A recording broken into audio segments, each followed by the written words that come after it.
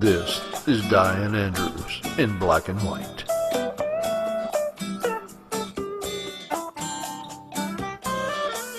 The issues you don't want to talk about. The arts and entertainment you need to know.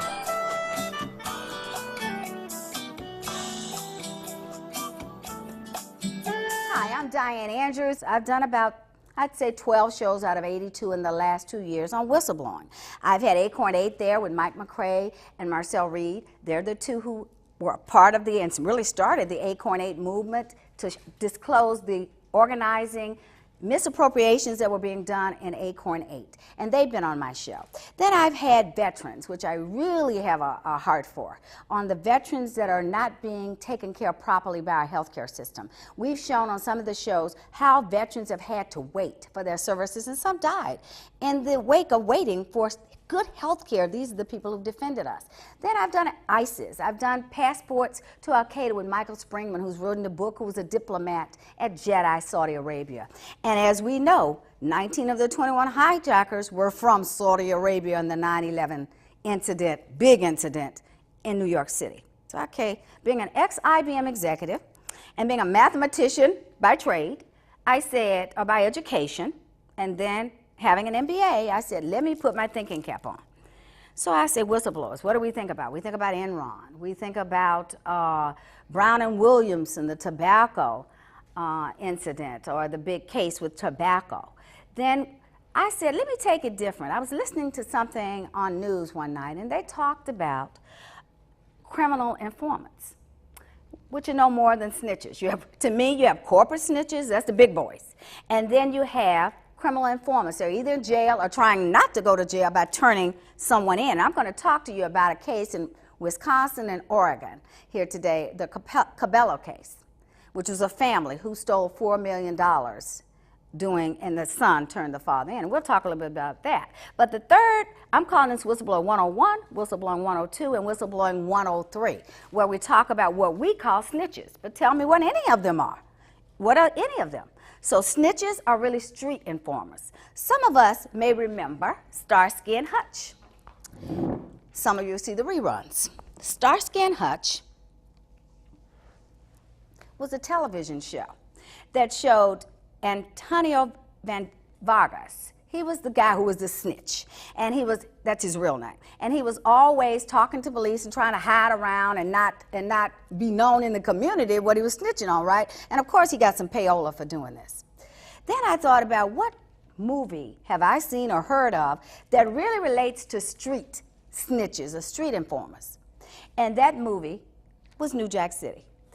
And some of you probably remember some of the characters, Wesley Snipes, Christopher Williams, and one of the biggest one now would be Ice-T, and also would be Chris Rock, who's really big. I think that was his breakout role. And let's start though talking about how all three of these come together to talk about something called SWOT, S-W-O-T. SWOT means strengths, weaknesses, opportunities, and threats. And at the end of the day, I'm going to show you how all three, whether you're a big corporate whistleblower, whether you're called a criminal informant in jail or out of jail, or whether you're called a snitch on the streets, how they all relate back to these human things of what are the strengths to do it, what are the weaknesses of this plot that I have, what is the opportunities I have if I whistleblow, and then what are the threats to me and my family and my life and livelihood if I do decide to go down this path. And that's something that everyone should think about when they do this. Okay, back to Whistleblowing 101. Everyone's heard of Enron, like we talked about earlier. People have heard about Brown and Williamson. People have heard about Wikileaks, which is in the news as we speak. The DNC, head of the DNC, Debbie Wasserman Schultz, has just resigned because, as the investigation was on Hillary Clinton, saying that her emails had been hacked into, Wikileaks by Julian Assange, who was the founder of Wikileaks, and is said to have gotten a big head. He came out with lofty goals in 2006 when WikiLeaks started.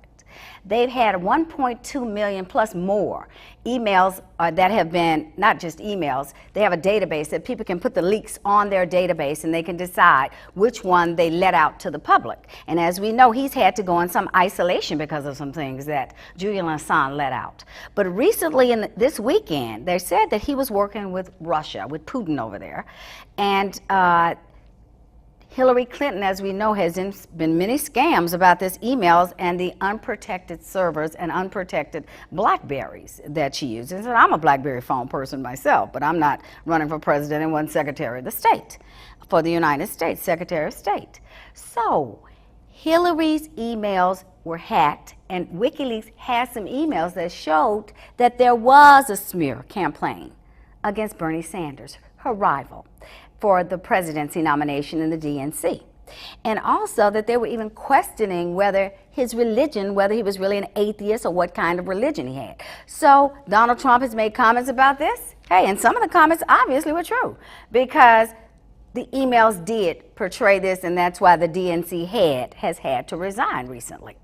So Julian Assange has done some great services to the world, and other people believe that he's been a big detriment to the world because some things that the leaks that he's leaked out have caused other problems in countries' securities. So he's had to go in isolation for a while. He's been threatened with many things, including murder, I've understood. So those are the kinds of things that happen.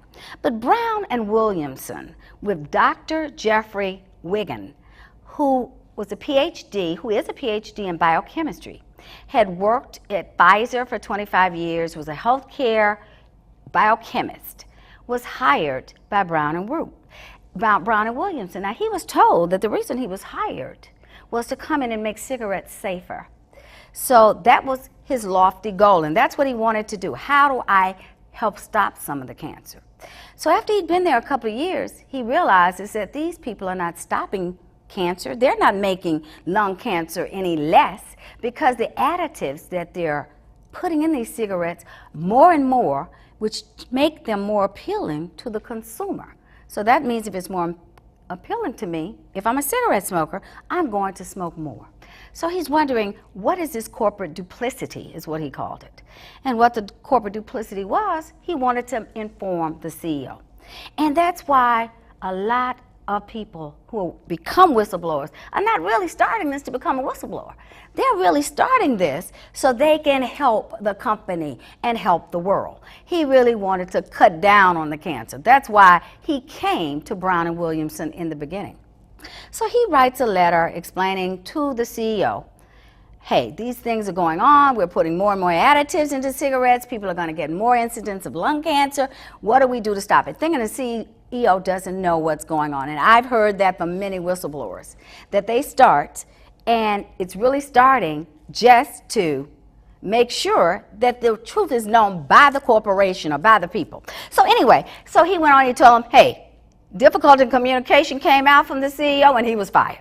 So then he goes on. He had a corporate agreement of confidentiality, so he didn't want to talk. And it took several years of him getting jobs teaching, making a tenth of what he made at Brown and Williamson. And he finally comes on 60 Minutes, and he also goes to Mississippi and speaks in court on the anti-tobacco case that they had going on. So that's two stories of two whistleblowers. And people know Enron, what happened with Kenneth Lay. Another letter was written by one of the female executives telling him what was going on in Enron, a utility company, I think, in Houston, Texas. And that ended up in them going out of business, and some people died. And some people went to jail. So then let's go on to criminal intent. In reading and learning about this, a lot of prisoners who are already in jail come up and say, hey, I want to tell this story about somebody out in the streets that you're trying to get into prison. And you have people that are part of the actual heist or the actual crime themselves who split up, and that happens more than you know, and turn state evidence, so they get less time or no time. This is a very interesting, it's really almost comical, this story I was seeing on the news on ABC the other night. They had a story on about the Cabellos, and it was a wife, Marion Cabello, and a son, Vincent. He had been a paratrooper in the military. But his father made about $6 an hour back in 1995. For 10 years, they stole as a family from armored cars. Let me tell you how they did this one in Milwaukee. He was driving for one of the armored cars. He had 2 new guys working with him. And he was a very smart guy, is what the FBI said. So if he'd had a degree, he'd have been awesome.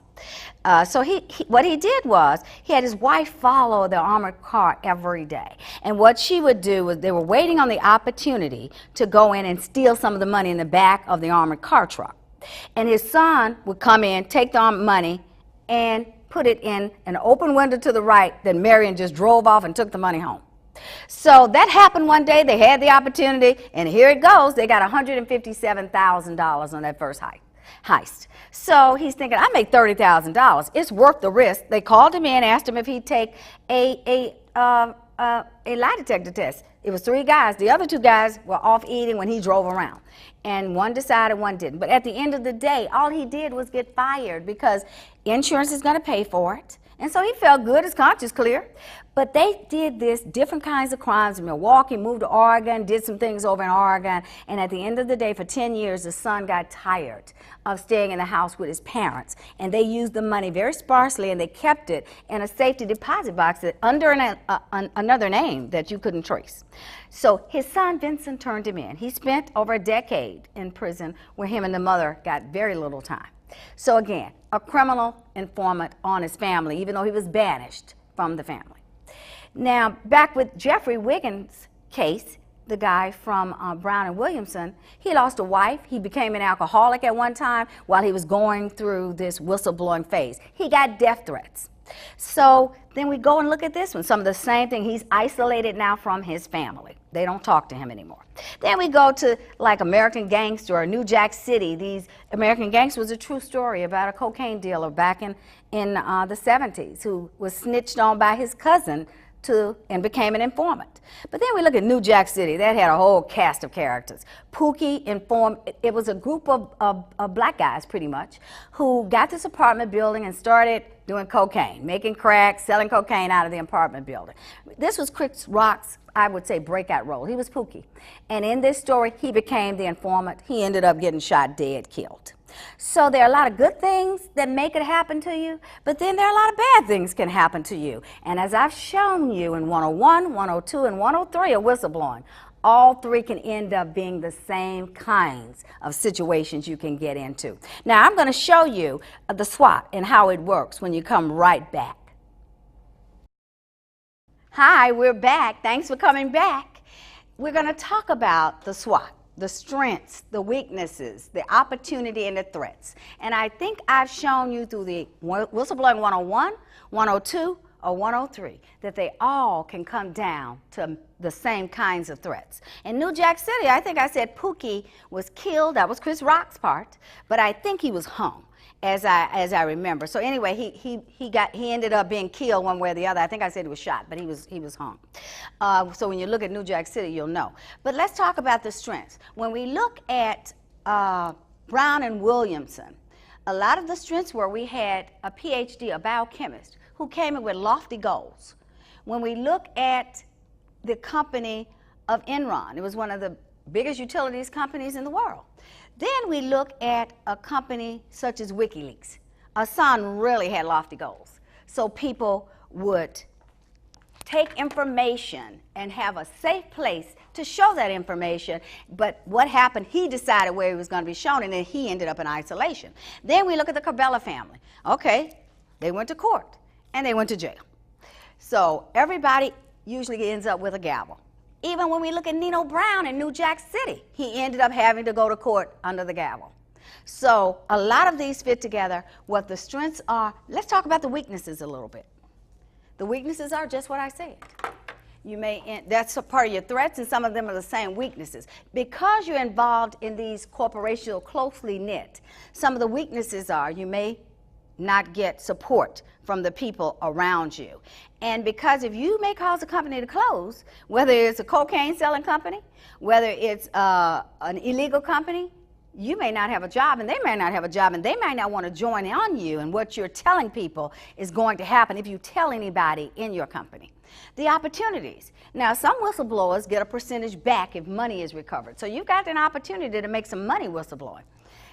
You've also got an opportunity, I guess, in the streets if you whistleblow to become a good guy to the police department and not go to jail yourself. Then again, the threats. The threats are, hey, you may end up dead. If you're a whistleblower, look at Brown and Williamson, Jeffrey, what happened to him. He lost his wife. He became an alcoholic. He ended up becoming an alcoholic. He made 1/10 of the money for several years that he was making at Brown and Williamson. So when you go down this path, look at the SWOT, come up with what the strengths are, what the weaknesses are, what the opportunities are for you, and really look at what the threats. Because in Whistleblowing 101, 102, or 103, you've got some of the same opportunities and some of the same threats.